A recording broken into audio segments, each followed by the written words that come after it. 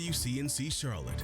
This is Flashpoint, where power and politics collide and the tough questions get asked and answered.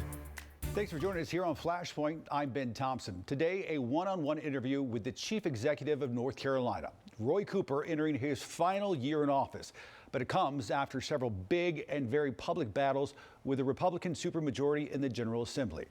The governor weighs in on this past year and his plans for the future. Joining us now, the 75th governor of the state of North Carolina, Roy Cooper. Governor, thanks for coming on and joining us. We appreciate it. Glad to be with you today, Ben. All right, so let's begin with Medicaid expansion. It launched a few weeks ago. You've said it was one of the most important things to happen this year. 600,000 people now with health care coverage. But we also know that Republicans tied it to the budget, and you've called that a bad budget that, quote, shortchanges schools, prioritizes power grabs, keeps shady backroom deals secret. So it begs the question, Governor, was Medicaid expansion worth it?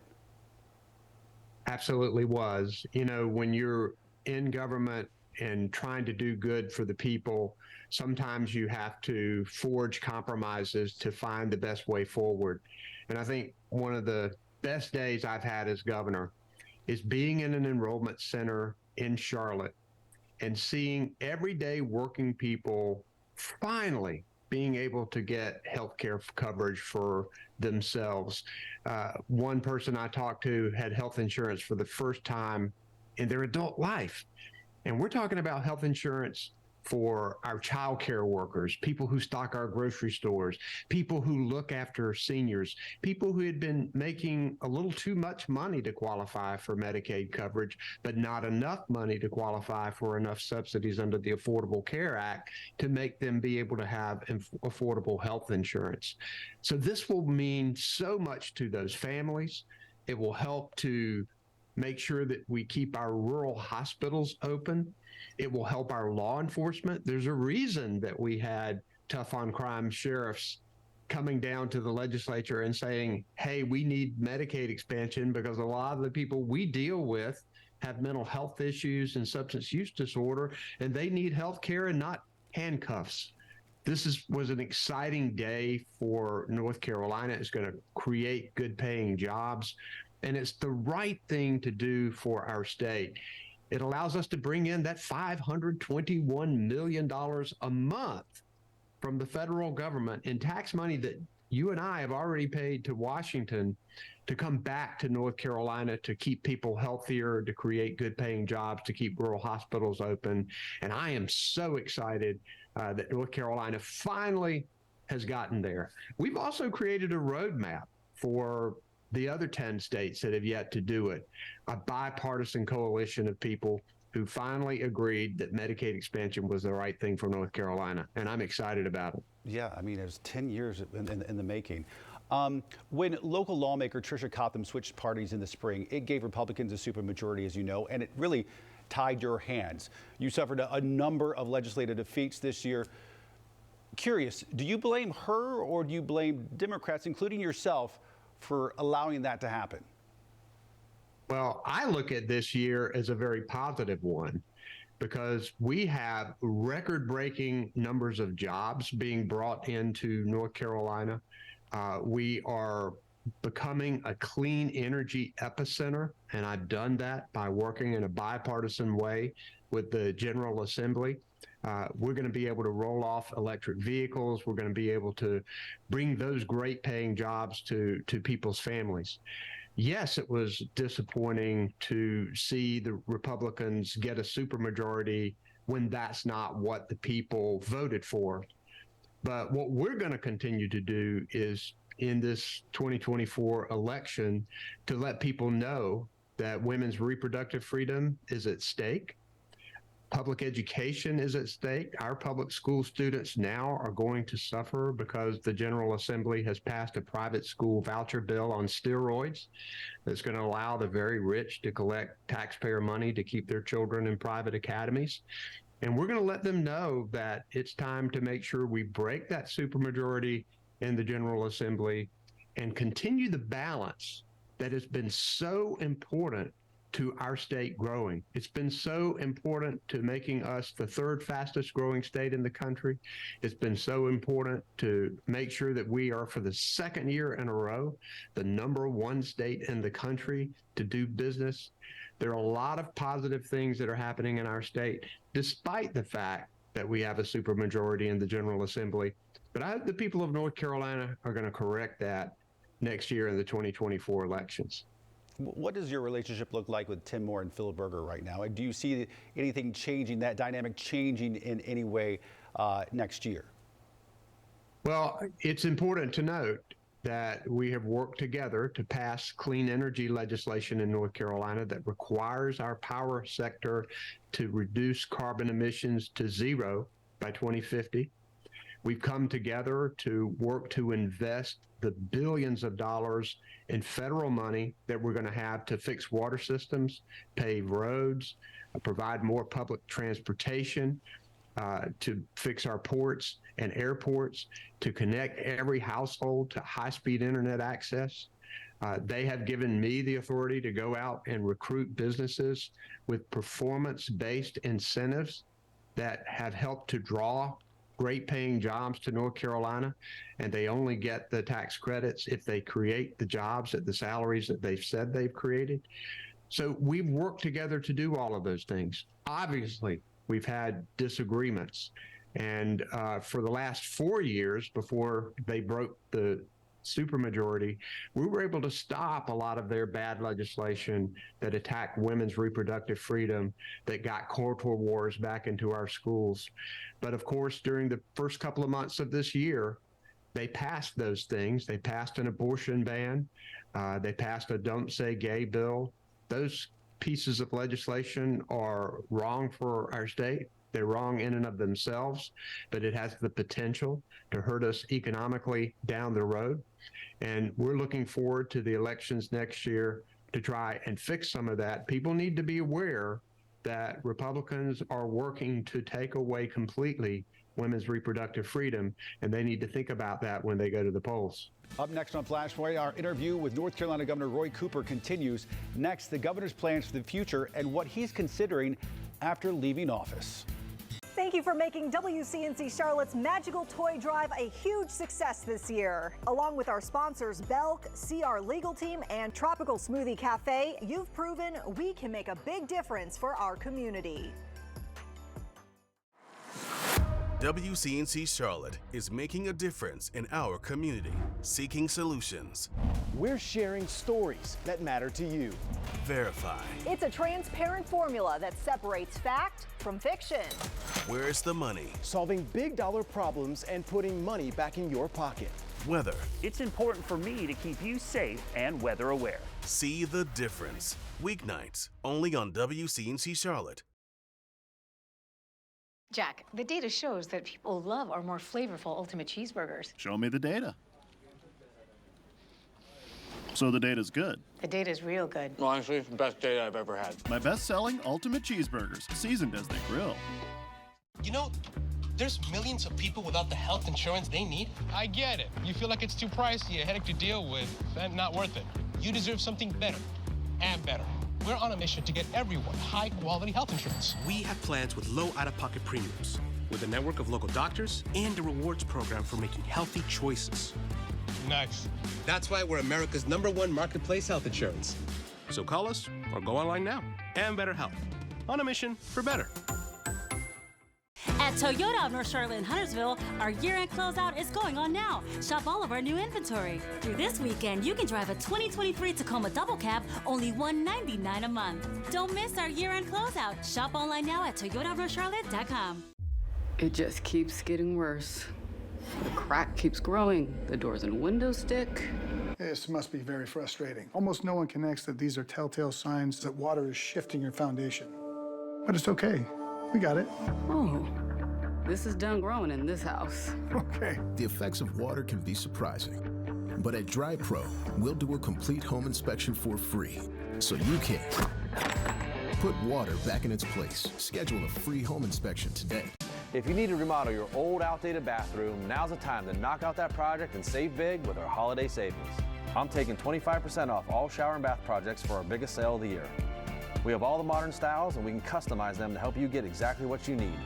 Call the shower and bath experts at West Shore Home today for our biggest sale of the year. 25% off all showers and baths. Plus, they're doing 12 months of no payments and no interest financing. Take advantage of these holiday savings by calling West Shore Home. Mizuru tweets, confession, I really like Jack in the Box Tiny Tacos. My crunchy tiny tacos with creamy avocado lime sauce? There's a lot to like. I have a confession too. One time, I've been advised to stop talking. Tiny tacos, get them regular or loaded. We are back with more of our interview with North Carolina Governor Roy Cooper. He's getting ready to start his last year in office, and he already has big plans for what he wants to achieve with a Republican-dominated General Assembly. What would you say is your top priority heading into the new year? Well, first, we need to make sure that we invest this federal money that's coming down to make sure we do it in the most effective and efficient way. And that means getting on the ground and actually connecting households to high-speed internet and businesses, making sure that we're getting these roads fixed and that we are enhancing our public transportation to get people from one place to the next in a faster and cleaner way. I'm also going to work to uplift public education and our public school students. I've talked a lot with Republicans about the best way to make sure that our schools are the best they can be. And we have a lot of differences. The two things we agree on is a great teacher in every classroom and a great principal in every school. And you do that by investing to make sure that we pay them well, that we respect them and lift them up, and we don't waste money, billions of dollars, on private school vouchers that really don't help people get a better education and only take money away from our public schools. I'm going to work to create a lot of energy in the business community. One of the main reasons why we are the #1 state for business is our amazing, well-trained, dedicated, diverse workforce, the people of North Carolina. And we're not going to continue to have a great workforce if we don't invest in education from cradle to career. Early childhood education, making sure we have quality child care, making sure we have great principals and teachers in our public schools. We already have the best community college system in the country and the best array of public and private universities in the country. We need to keep improving our public schools to make sure we have that workforce for these businesses who are coming to North Carolina and expanding in North Carolina. And I know why, because this is the best state in the country and the best place to live, work, and raise a family right here. Well, I don't know too many people who would disagree with that. Governor, if you could run again, would you? Yeah, I sure would. This has been an amazing opportunity. It's been the honor of my life to serve this state where I grew up, where I was born, that I love so deeply. We've been able to work together to have a real positive impact on North Carolina. Every day I wake up, I think about things that we can do to make things better for everyday North Carolinians, helping them have better education for their children, a better paying job. Those are the kinds of things that I think about every day. The fact that we're going to have 600,000 more people have health care. So yeah, I do it again, but the Constitution says I can't. So what I'm going to do is to work hard in the next election as if I were on the ballot, because I want us to continue this progress. I want us to continue this balance that we have in North Carolina that I think has made us so prosperous.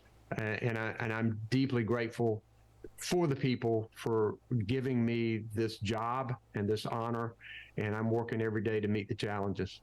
And we should say you have a full year to sort of get your ducks in a row and decide what you want to do. But I'm assuming that you don't want to just go off into the sunset and fully retire, that you still have a calling for public service and you want to be involved.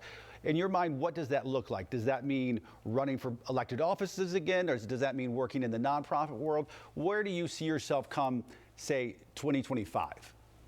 Yeah, all of those are potentials. I really don't know at this point. I have a little more than a year to serve as governor. I'm going to work hard every single day, meet every challenge, continue to work to make North Carolina a better place to work, live, and raise a family.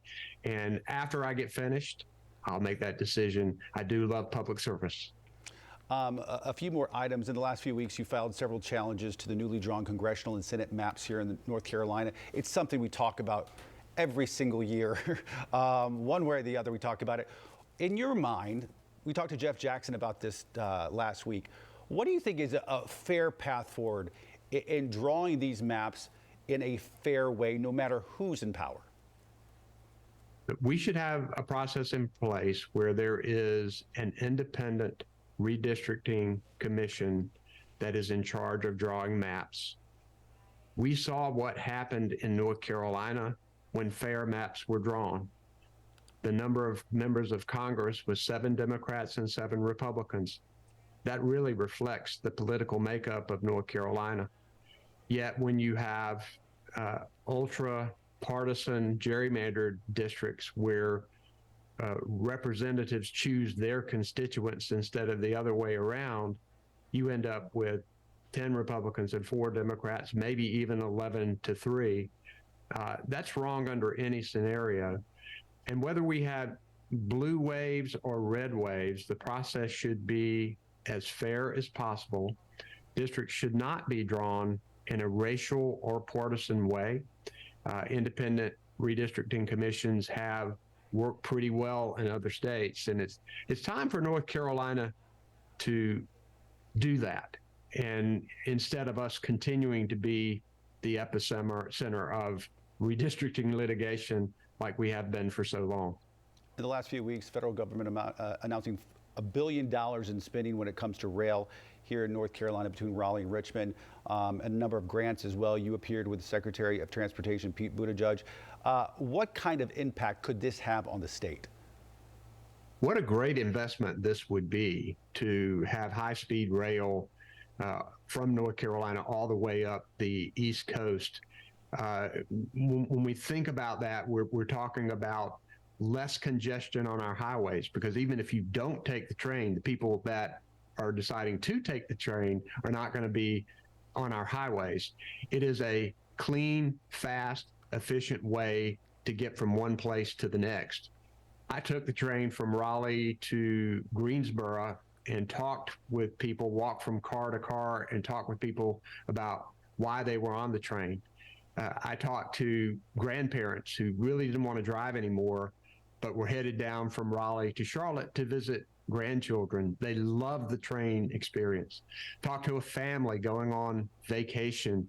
I talked to students who were returning to school in Greensboro and down in Charlotte, getting back and forth to school in a fast and efficient way. Talked to commuters going to work. Talked to business people who were getting somewhere fast from one place to the next. It was amazing seeing all the different people who loved their experience on the train, saying that it was cheaper, faster for them to get there in this way. And if we continue to make these investments, it will allow us to get people from one place to the next in a cleaner, faster, more efficient way, and will help relieve congestion on our highways. Final question. We're in the middle of the holidays. I feel duty bound to ask you, do you, the governor, have a New Year's resolution? Just to work as hard as ever. I hadn't really thought about that yet, but work as hard as ever, and ready for better Panther football and better Hornets basketball. How about that? There you go. Nobody can argue with that one either. All right, Governor Roy Cooper. Governor, happy holidays. Thanks for coming on. We appreciate it. Thanks a lot, Ben. All right, take care.